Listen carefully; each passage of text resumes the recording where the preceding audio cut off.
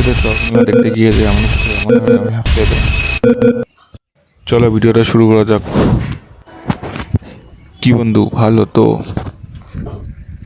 আজকে আমি সবার ফার্স্টে আমার 5 কোটি টাকা কেটে হয়ে চলে যাই কম্পিউটারে। ওই কি কম্পিউটারে আজকে রেজাল্ট দেওয়ার কথা ছিল বলে। দেন কম্পিউটারে পৌঁছে রেজাল্ট কালেক্ট করে দেন সাথে কিছু ফটোশ্যুট করে বলতে পারো আমি কম্পিউটার পরীক্ষায় কত পেয়েছি। তাহলে তোমাদের নেক্সট ভিডিওতে তোমাদের কমেন্টটা শো করবো আমি ভিডিওতে।